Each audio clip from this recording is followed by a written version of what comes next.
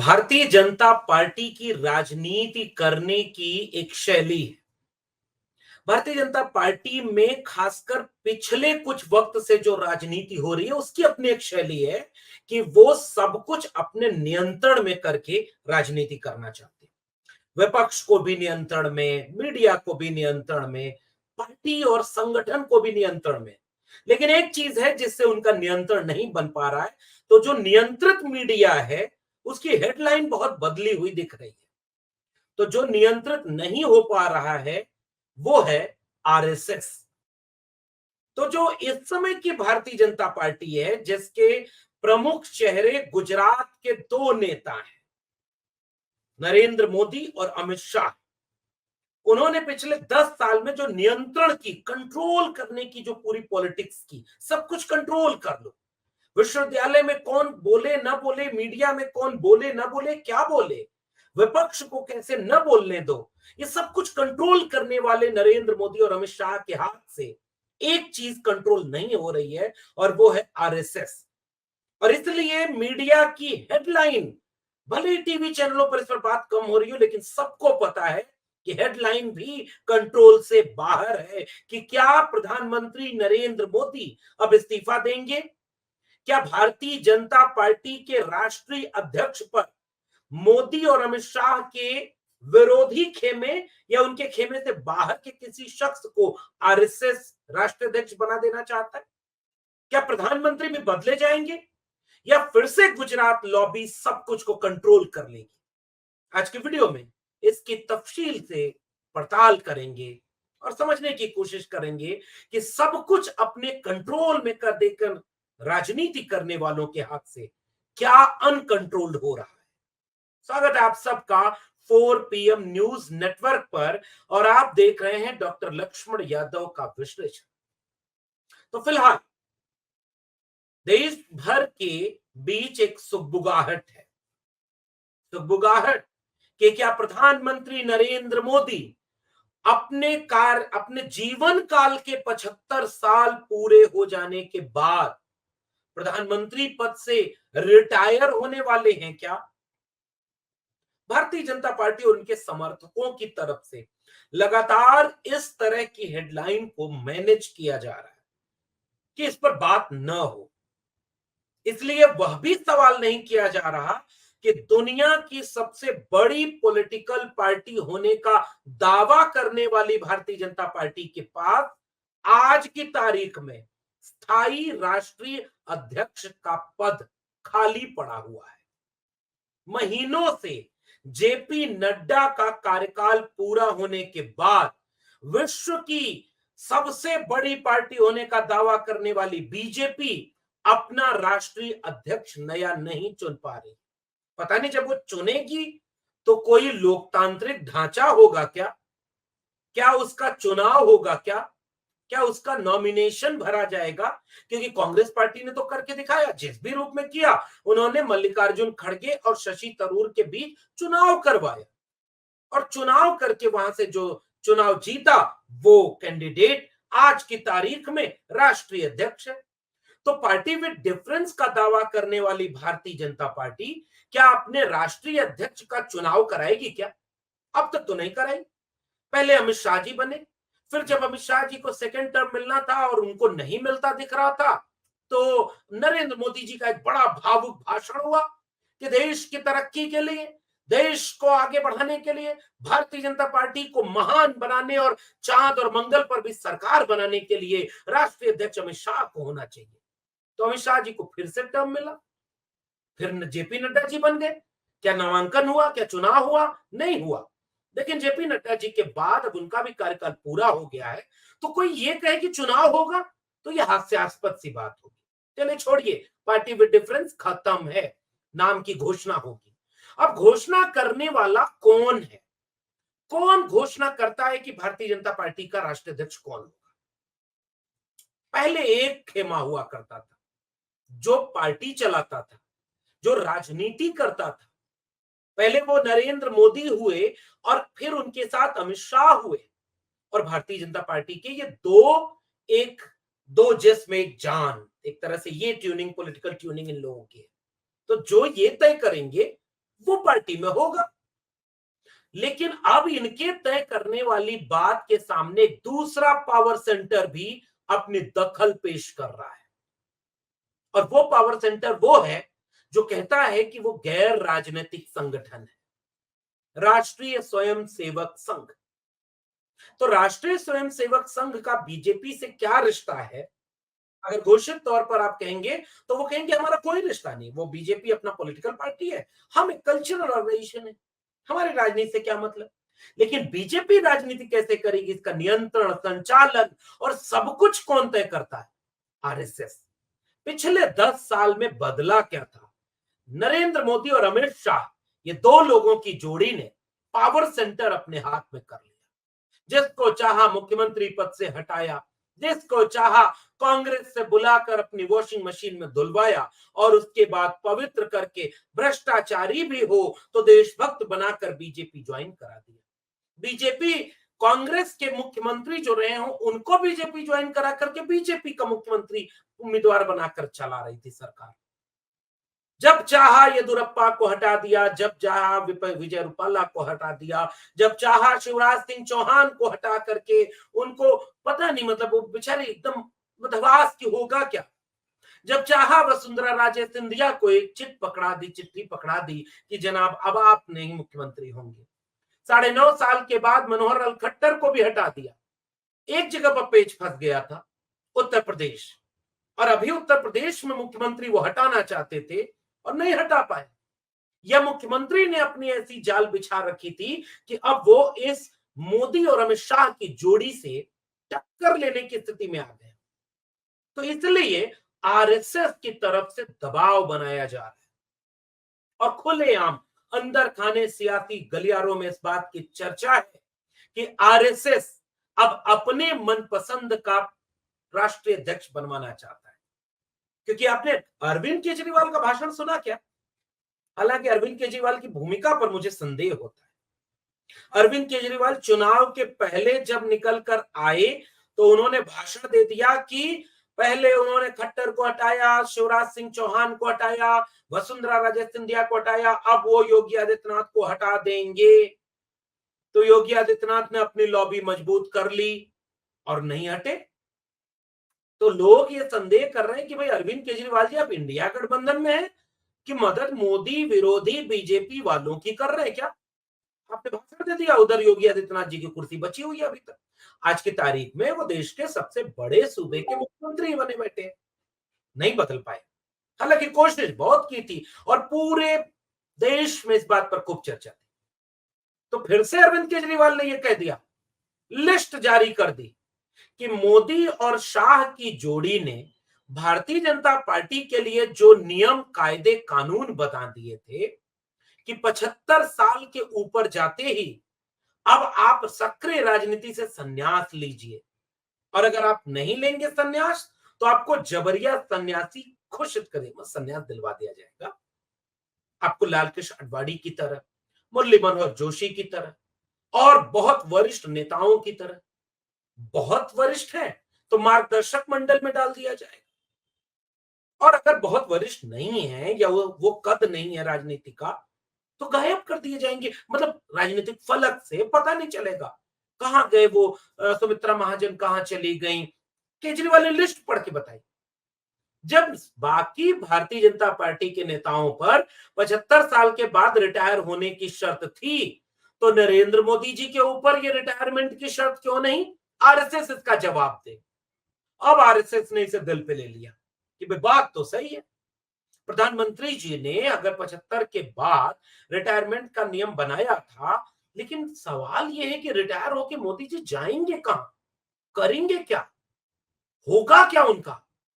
मतलब आप सोचिए, जो नॉन बायोलॉजिकल अपने को घोषित करे, जो पार्टी विद डिफरेंस वाली पार्टी से भी बहुत बड़ा कद अपना बना ले, बाकी नेताओं को किनारे कर दे, फिर इस तरह का एक झगड़ा बीजेपी और आरएसएस के बीच, गहरा झगड़ा इस समय चल रहा है।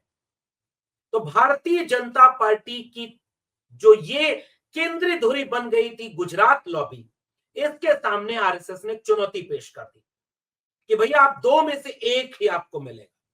क्योंकि 24 के चुनाव में अकेला शेर सब पर भारी नहीं पड़ा और बीजेपी पूर्ण बहुमत से बहुत दूर रह गई। तो कमजोर केवल बीजेपी नहीं हुई है, कमजोर केवल वहां का गठबंधन नहीं हुआ है, कमजोर नरेंद्र मोदी की छवि भी हुई है। इसलिए अंदर खाने पूरे राजनीतिक गलियारे में चर्चा है कि गुजरात लॉबी को कंट्रोल करने के लिए आरएसएस की तरफ से शर्त रख दी गई है कि अब या तो आप अपने मनपसंद का प्रधानमंत्री रखिए या अपने मनपसंद का राष्ट्रीय अध्यक्ष। और आरएसएस की तरफ से संजय जोशी का नाम आगे कर दिया गया। इस चेहरे को अगर आपने गौर से राजनीति के पिछले 2-3 दशक भारतीय राजनीति के आप जानते होंगे, गुजरात की राजनीति को करीब से देखे होंगे, तो इस चेहरे को लेकर के आपको होने वाली साजिश भी पता होगी। संजय जोशी वो शख्स हैं जिनका कद एक जमाने में गुजरात में काफी महत्वपूर्ण हुआ करता था, लेकिन जिसने गुजरात में आरएसएस का कद कंट्रोल कर दिया था, उस मुख्यमंत्री नरेंद्र मोदी ने इनका भी कद कंट्रोल कर दिया। एक सीडी आ गई, उसके बाद तब ईडी कम काम करती थी, इसलिए सीडी काम कर गई संजय जोशी के मामले में। तो संजय जोशी उस सीडी कांड के बाद गायब से हो गए। बाद में कुछ कुछ मीडिया रिपोर्ट ये बताती भी हैं कि ऐसा लगता है कि वो सीडी तो फेक थी, वो साजिश थी। पता नहीं भाई सच क्या है, ये तो बीजेपी के अंदर खाने की बात है। लेकिन अभी आरएसएस की तरफ से संजय जोशी का नाम बीजेपी के राष्ट्रीय अध्यक्ष की तरफ उछाल दिया गया। बात बिगड़ी तो दूसरा नाम पेश कर दिया गया शिवराज सिंह चौहान का। अगर आपको बहुत पुराना इतिहास 10 साल पुराना 15 साल पुराना नहीं पता है तो मैं थोड़ा याद दिला दूं। गोवा अधिवेशन के पहले गुजरात के मुख्यमंत्री जब नरेंद्र मोदी थे और राष्ट्रीय नेतृत्व में बहुत बड़ा कद था लाल कृष्ण आडवाणी का भारतीय जनता पार्टी में, और उस समय यह हो रहा था कि प्रधानमंत्री पद की दावेदारी 2014 में किसको दी जाए। सीधे तौर पर दो खेमे बंट गए थे और एक तरफ जो खेमा था लाल कृष्ण आडवाणी के साथ, उस खेमे में सुषमा स्वराज, राजनाथ सिंह और तमाम लोगों के नाम मीडिया में उछलने लगे थे। उनमें से एक नाम था शिवराज सिंह चौहान, क्योंकि मुख्यमंत्री तो वो भी काफी लंबे समय से मध्य प्रदेश के थे और लोकप्रिय मुख्यमंत्री थे, ओबीसी भी थे। हालांकि तब पता नहीं था इस देश को, जब गुजरात के मुख्यमंत्री रहते हुए मोदी जी कंटेस्ट कर रहे थे कि प्रधानमंत्री पद का चेहरा कौन बनेगा। और उस समय शर्त रखी कि जो मैनेज कर लेगा कि पूरा चुनाव का खर्चा कहां से आएगा, तो गपशप में चलता है कि वो खर्चा मैनेज करने में नरेंद्र मोदी जी बीजेपी में भारी पड़ गए। तो जो विपक्षी खेमे की तरफ से शिवराज सिंह चौहान का नाम था, वो नाम आगे कर दिया गया। तीसरी तरफ वसुंधरा राजे सिंधिया का नाम भी चलने लगा और अंदर खाने खबर यह आ रही है कि वसुंधरा राजे सिंधिया को कैसे मैनेज किया जाए, जिन्हें राजनाथ सिंह जी ने एक पर्ची देकर के यह बताया था कि पर्ची देने के बाद कि आप मुख्यमंत्री नहीं होंगी, अब मुख्यमंत्री यहां देखिए कौन होगा, और वो मुख्यमंत्री बन गए भजन लाल शर्मा। अचानक वसुंधरा राजे सिंधिया को यह लगा कि उनके पास जो मुख्यमंत्री का चेहरा था, कुर्सी हाथ में थी और वो निकल गई। और उसके बाद से वो क्या राजनीति कर रही हैं, इस बात की सुगबुगाहट अब तेज हुई है कि वो भी बीजेपी के राष्ट्रीय अध्यक्ष बनने की कतार में है। और अब मैनेज ये किया जा रहा है कि क्या शिवराज सिंह चौहान और वसुंधरा राजे सिंधिया को मुख्यमंत्री पद से हटाया जाना मोदी और अमित शाह की गुजरात लॉबी को भारी पड़ता दिख रहा है। क्या वो लोग ये सोच रहे हैं कि इन दोनों को वापस अपने गुजरात, वापस राजस्थान और मध्य प्रदेश का मुख्यमंत्री बनवा दिया जाए, तो राष्ट्रीय अध्यक्ष हमारे पसंद के होंगे, फिर संजय जोशी की क्या काट ढूंढेंगे।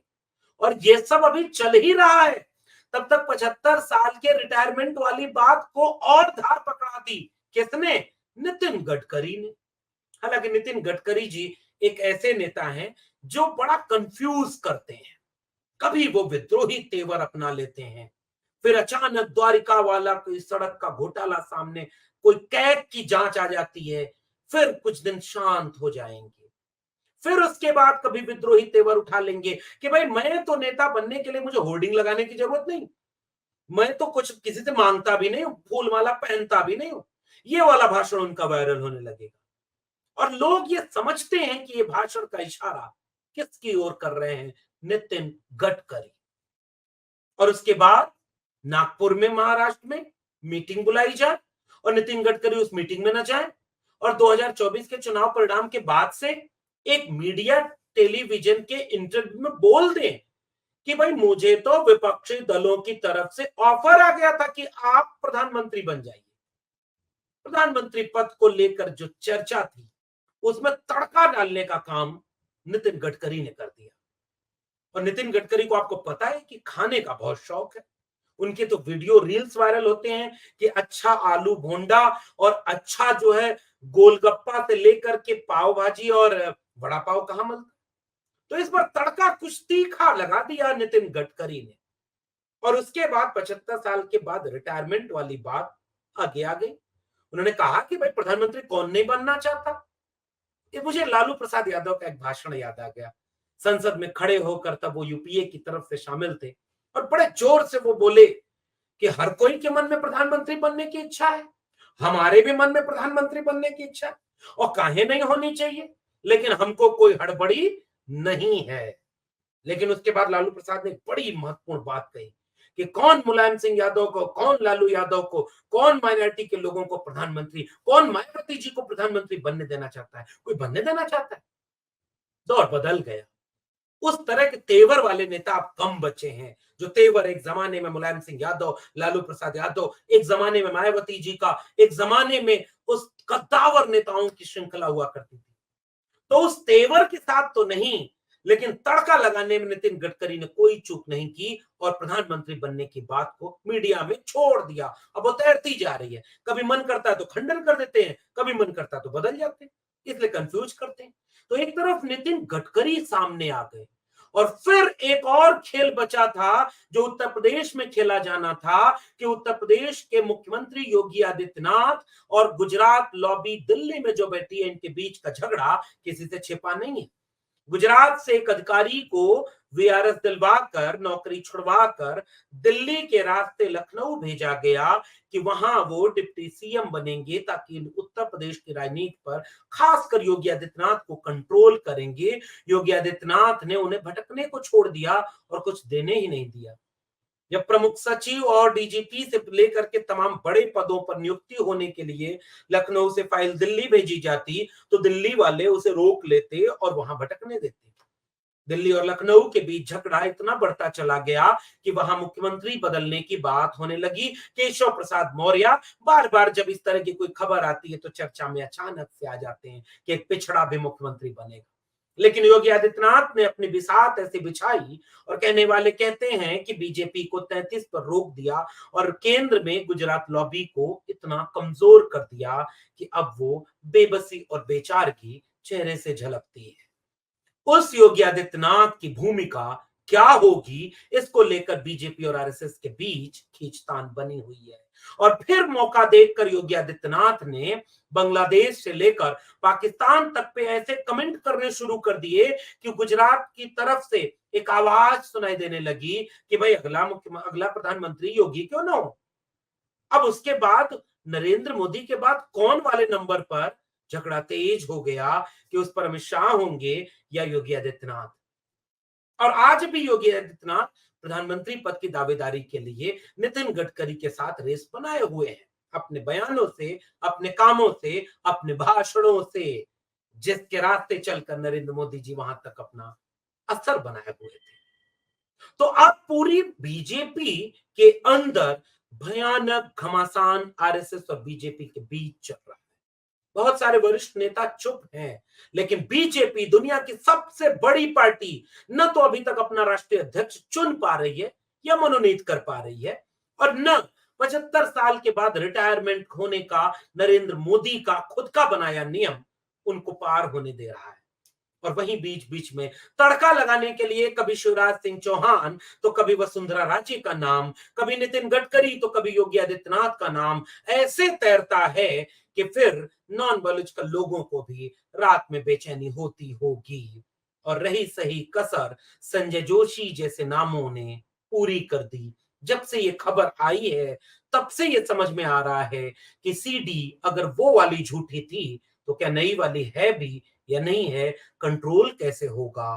कंट्रोल हाथ से छूटता ढीला होता दिखना किसी भी ऐसे व्यक्ति के लिए बहुत त्रासद होता है जिसका पूरा जीवन सब कुछ अपने कंट्रोल में रखने का है। बन पड़ा तो सीधे सीधे, नहीं तो टेढ़े टेढ़े। और अगर ऐसे नरेंद्र मोदी और अमित शाह हैं, तो देखना दिलचस्प होगा कि अब वो अपना कंट्रोल बीजेपी पर, आरएसएस पर, सरकार पर बनाने में कामयाब हो पाते हैं या तिलिस्म अब टूटता और दरकता दिख रहा है। आप क्या मानते हैं? नीचे कमेंट बॉक्स में जरूर बताइएगा। क्या नरेंद्र मोदी जी इस्तीफा देंगे? क्या अब वो रिटायर हो जाएंगे, या उनके धुर विरोधी अब बीजेपी के राष्ट्रीय अध्यक्ष बना दिए जाएंगे? क्या होने वाला है इस समय? नीचे कमेंट बॉक्स में बताइएगा। फिर मिलेंगे, कुछ होगा तो उस टिप्पणी के साथ। तब तक के लिए बहुत बहुत धन्यवाद।